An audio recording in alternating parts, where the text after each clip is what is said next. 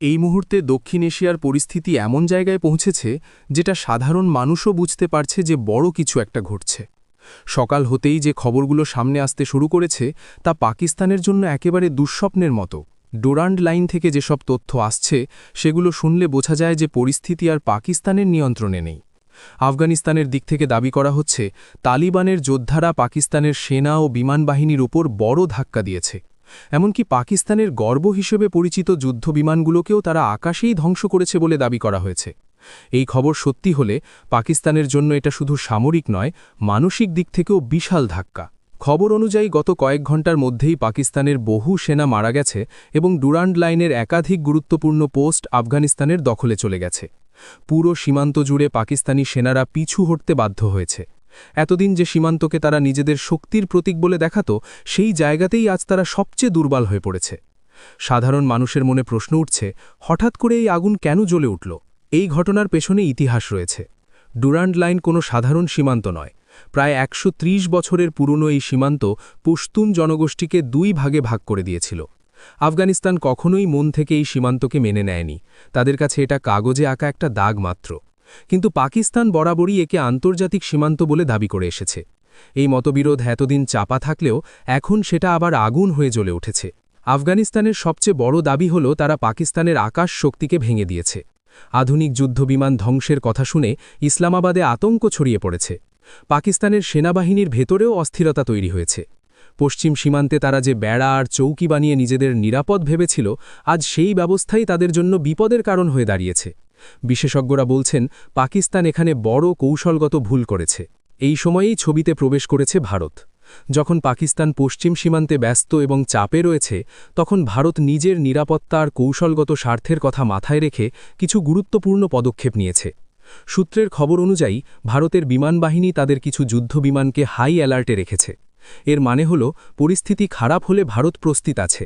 সীমান্ত এলাকায় নজরদারি বেড়েছে এবং পাকিস্তান বুঝে গেছে যে তারা একা নয়, চারপাশে চাপ বাড়ছে। শুধু আকাশেই নয়, সমুদ্র পথেও ভারতের উপস্থিতি বেড়েছে। ভারত তার শক্তিশালী যুদ্ধজাহাজকে এমন এক জায়গার দিকে পাঠিয়েছে যা পাকিস্তানের জন্য কৌশলগতভাবে খুবই সংবেদনশীল। এই পদক্ষেপের অর্থ খুব পরিষ্কার। যদি পরিস্থিতি আরও খারাপ হয়, তাহলে পাকিস্তানের উপর চাপ শুধু স্থলপথে বা আকাশপথে নয়, সমুদ্রপথেও আসতে পারে। এতে পাকিস্তানের সিদ্ধান্ত নেওয়া আরও কঠিন হয়ে পড়েছে। পাকিস্তানের সবচেয়ে বড় দুশ্চিন্তা এখন এই যে তারা কোন দিক সামলাবে। একদিকে আফগানিস্তানের চাপ, অন্যদিকে ভারতের সতর্ক অবস্থান। যদি তারা এক জায়গা থেকে সেনা সরায়, তাহলে অন্য জায়গা দুর্বল হয়ে পড়বে। এই দ্বন্দ্বেই পাকিস্তানের রাতের ঘুম উড়ে গেছে। ইসলামাবাদ আর রাওয়ালপিন্ডিতে সেনা সদর দপ্তরে টান টান উত্তেজনা চলছে। এই পুরো পরিস্থিতি সাধারণ মানুষের জন্য বোঝা জরুরি। এটা শুধু ২ বা ৩টে দেশের মধ্যে সীমান্ত ঝামেলা নয়, এটা গোটা দক্ষিণ এশিয়ার নিরাপত্তা আর ভবিষ্যতের সঙ্গে জড়িয়ে আছে। যুদ্ধ মানে শুধু বন্দুক আর গোলা নয়, এর প্রভাব পড়ে সাধারণ মানুষের জীবনে, অর্থনীতিতে আর স্থিতিশীলতায়। তাই সবাই আতঙ্কিত হয়ে পরিস্থিতির দিকে তাকিয়ে আছে। অনেকে প্রশ্ন তুলছেন, আফগানিস্তানের হাতে এমন শক্তি এলো কিভাবে? তারা কিভাবে এত বড় আঘাত হানতে পারল? এই প্রশ্নের উত্তর এখনও পরিষ্কার নয়। নানা ধরনের আলোচনা চলছে, নানা রকম জল্পনা ছড়াচ্ছে। কিন্তু নিশ্চিতভাবে বলা যায়, এই সংঘর্ষ হঠাৎ করে তৈরি হয়নি। এর পেছনে দীর্ঘদিনের ক্ষোভ, ইতিহাস আর ভুল সিদ্ধান্ত জমেছিল। ভারতের ভূমিকা নিয়েও আলোচনা হচ্ছে। ভারত প্রকাশ্যে কিছু না বললেও তার নীরব পদক্ষেপ অনেক কিছু বোঝাচ্ছে। ভারত পরিষ্কার করে দিতে চাইছে যে নিজের নিরাপত্তা নিয়ে সে কোনো ঝুঁকি নেবে না। একই সঙ্গে তারা এটাও দেখাতে চাইছে যে দক্ষিণ এশিয়ায় শক্তির ভারসাম্য এখন বদলাচ্ছে। এই অবস্থায় সবচেয়ে বড় প্রশ্ন হল, সামনে কি হবে? এই উত্তেজনা কি আরও বাড়বে, নাকি কোনোভাবে পরিস্থিতি নিয়ন্ত্রণে আসবে? সাধারণ মানুষ শান্তি চায়, যুদ্ধ নয়। কিন্তু বাস্তবতা হল, এখন পরিস্থিতি খুবই সংবেদনশীল। একটা ভুল সিদ্ধান্ত পুরো অঞ্চলে আগুন লাগিয়ে দিতে পারে। তাই আজকের এই পরিস্থিতি শুধু খবরের শিরোনাম নয়, এটা আমাদের সবার জন্য ভাবার বিষয়। সীমান্তে যে জওয়ানরা দাঁড়িয়ে আছে, তারা রাত জেগে আমাদের নিরাপত্তা দিচ্ছে। তাদের জন্যই আমরা ঘরে শান্তিতে ঘুমাতে পারছি। দেশ, নিরাপত্তা আর ভবিষ্যৎ নিয়ে আজ নতুন করে ভাবার সময় এসেছে। এই সংকট শেষ পর্যন্ত কোন দিকে যাবে সেটা সময়ই বলবে। কিন্তু এটুকু পরিষ্কার, দক্ষিণ এশিয়ার মানচিত্র আর রাজনীতি আর আগের মতো নেই। নতুন বাস্তবতা তৈরি হচ্ছে, নতুন সমীকরণ গড়ে উঠছে। আর এই পরিবর্তনের প্রভাব আমাদের সবার জীবনে কোনো না কোনোভাবে পড়বেই। অন্যদিকে ইসরায়েল সফরে গিয়ে ভারত আর ইসরায়েল এমন একটা কাজ করেছে যেটা বাইরে থেকে দেখলে শুধু একটা কূটনৈতিক সফর মনে হতে পারে, কিন্তু ভেতরে ভেতরে এর প্রভাব পড়েছে গোটা মধ্যপ্রাচ্য, দক্ষিণ এশিয়া, এমনকি অনেক দূরের দেশগুলোর উপরও। এই ঘটনা এমনভাবে ছড়িয়ে পড়েছে যে এক জায়গায় আগুন লাগলেও তার ধোঁয়া দেখা যাচ্ছে বহু দূরে। আর সবচেয়ে বেশি অস্বস্তিতে পড়েছে পাকিস্তান।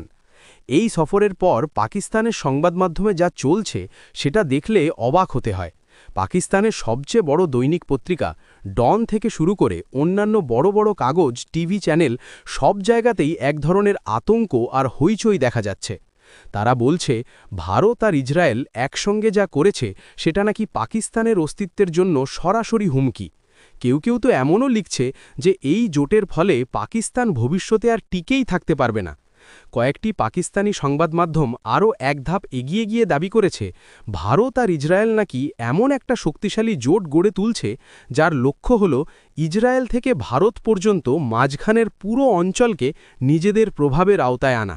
মানে মধ্যপ্রাচ্য, উপসাগরীয় দেশ, দক্ষিণ এশিয়া সব কিছুতেই এই জোটের ছাপ পড়বে। তাদের মতে এর ফলে ভারত পুরো দক্ষিণ এশিয়ায় এমন এক অবস্থানে পৌঁছে যাবে যেখানে তাকে আর কেউ চ্যালেঞ্জ করতে পারবে না। মজার ব্যাপার হলো এসব কথা লেখা হচ্ছে পাকিস্তানের নিজের সংবাদপত্রেই। এই সব কথা শুনে আপনার মনে হতেই পারে তাহলে নিশ্চয়ই ভারত আর ইসরায়েল খুব বড় কিছু করেছে। আর সেটাই সত্যি। এই সফরে শুধু চুক্তি সই বা ছবি তোলাই হয়নি, বরং এমন কিছু ঘটনা ঘটেছে যেগুলো কূটনীতির ভাষায় খুবই বড় বার্তা বহন করে। সবচেয়ে আগে যেটা চোখে পড়েছে সেটা হলো প্রোটোকল ভাঙা। ভারতের প্রধানমন্ত্রী নরেন্দ্র মোদীর বিমান ইসরায়েলে নামার সঙ্গে সঙ্গেই ইসরায়েলের প্রধানমন্ত্রী বেঞ্জামিন নেতানিয়াহু নিজে বিমানবন্দরে হাজির হয়ে তাকে স্বাগত জানান। সাধারণত ইসরায়েলের প্রধানমন্ত্রী এভাবে কাউকে রিসিভ করেন না। এর আগে মূলত শুধু আমেরিকার প্রেসিডেন্টদের ক্ষেত্রেই এমনটা দেখা গেছে। সেখানে ভারতের প্রধানমন্ত্রীর জন্য এই ব্যতিক্রম করা মানে ইসরায়েল স্পষ্ট করে বুঝিয়ে দিয়েছে ভারতের গুরুত্ব তাদের কাছে কতটা বেশি। এরপর নেতানিয়াহু নিজে প্রধানমন্ত্রী মোদীকে নিয়ে একই গাড়িতে বসে সফর করেন। শুধু আনুষ্ঠানিকতা নয়, বরং একেবারে ব্যক্তিগত ঘনিষ্ঠতার বার্তা দেওয়া হয়েছে। এরপর তিনি নিজে প্রধানমন্ত্রী মোদীকে নিয়ে যান ইসরায়েলের সংসদে, যেটার নাম নেসেট। সেখানে ইতিহাস তৈরি হয়, কারণ এই প্রথম কোনো ভারতীয় প্রধানমন্ত্রী ইসরায়েলের সংসদে দাঁড়িয়ে ভাষণ দেন। নেসেটে প্রধানমন্ত্রী মোদীকে যে সম্মান দেওয়া হয় সেটা ছিল ইসরায়েলের সর্বোচ্চ সংসদীয় সম্মান। এই সম্মানের মাধ্যমে ইসরায়েল পরিষ্কার জানিয়ে দেয় তারা ভারতকে শুধু বন্ধু নয়, বরং দীর্ঘমেয়াদী কৌশলগত সঙ্গী হিসাবে দেখছে। কিন্তু এই সফরের গুরুত্ব শুধু সম্মান বা আবেগের মধ্যেই সীমাবদ্ধ ছিল না। এর আসল গুরুত্ব লুকিয়ে আছে যেসব চুক্তি আর সিদ্ধান্ত নেওয়া হয়েছে সেগুলোর মধ্যে। প্রথম বড় সিদ্ধান্ত এসেছে পারমাণবিক শক্তি বা নিউক্লিয়ার এনার্জি নিয়ে। ইসরায়েল আর ভারত এই ক্ষেত্রেও একসঙ্গে কাজ করতে রাজি হয়েছে। ইসরায়েলের কাছে অত্যাধুনিক প্রযুক্তি আর অভিজ্ঞতা আছে, আর ভারত সেই প্রযুক্তি ব্যবহার করে নিজের শক্তি আরও বাড়াতে চায়। এরপর আলোচনা হয়েছে ওষুধ শিল্প নিয়ে। ফার্মাসিউটিক্যালসের ক্ষেত্রে ইসরায়েলের উন্নত প্রযুক্তি ভারতের জন্য খুব গুরুত্বপূর্ণ। এই সহযোগিতার ফলে ভবিষ্যতে ভারতের ওষুধ শিল্প আরও শক্তিশালী হবে, নতুন ধরনের ওষুধ তৈরি সহজ হবে, আর সেগুলো বিশ্বের বিভিন্ন দেশে পৌঁছানো সম্ভব হবে। আর একটা বড় বিষয় হল ইন্ডিয়া মিডল ইস্ট করিডোর। এই করিডোর ভারত থেকে শুরু হয়ে মধ্যপ্রাচ্য পেরিয়ে ইসরায়েল পর্যন্ত যাবে। গাজা যুদ্ধের পর এই প্রকল্পটা অনেকটাই থমকে গিয়েছিল, কিন্তু এই সফরে দুদেশ আবার একমত হয়েছে এই করিডোরকে দ্রুত এগিয়ে নিয়ে যাওয়া হবে। এর মানে ভবিষ্যতে বাণিজ্য, পরিবহন আর যোগাযোগের দিক থেকে ভারত আরও সুবিধা পাবে। এর পাশাপাশি ইসরায়েল জানিয়েছে তারা ভারতীয় কর্মীদের কাজে খুব সন্তুষ্ট, তাই তারা আরও ভারতীয় কর্মী নিতে চায়। শুধু সাধারণ কাজ নয়, ভালো বেতন আর ভালো পদেও ভারতীয়দের নেওয়া হবে। এতে একদিকে ইসরায়েলের উপকার হবে, অন্যদিকে ভারতের বহু মানুষের জন্য নতুন সুযোগ তৈরি হবে। তবে এই সফরের সবচেয়ে বড় এবং সবচেয়ে গুরুত্বপূর্ণ সিদ্ধান্ত হল ফ্রি ট্রেড এগ্রিমেন্টের পথে এগোনো। ভারত আর ইসরায়েল দুদেশই বুঝে গেছে শুধু অস্ত্র কেনাবেচার ওপর ভর করে সম্পর্ককে দীর্ঘদিন শক্ত রাখা যায় না। তাই তারা চায় বাণিজ্য আর ব্যবসাকে সম্পর্কের মূল ভিত্তি বানাতে। খুব শিগগিরই এই নিয়ে আনুষ্ঠানিক আলোচনা শুরু হবে। এর ফলে দুদেশের বাজার একে অপরের জন্য খুলে যাবে, আর দুদেশই অর্থনৈতিকভাবে লাভবান হবে। সব মিলিয়ে এই সফর ছিল শুধু একটা বিদেশ সফর নয়, বরং ভবিষ্যতের জন্য একটা শক্ত ভিত তৈরি করা। এই সম্পর্ক এমন জায়গায় পৌঁছেছে যেখানে ভবিষ্যতে ভারতের রাজনীতিতে যাই হোক না কেন, ভারত আর ইসরায়েলের এই সম্পর্ক সহজে ভাঙার নয়। এই কারণেই হয়তো পাকিস্তানে এত আতঙ্ক, এত ধোঁয়া। ভাই, ঘটনাটা ছোট নয়, আর এর প্রভাব অনেক দিন ধরে দেখা যাবে।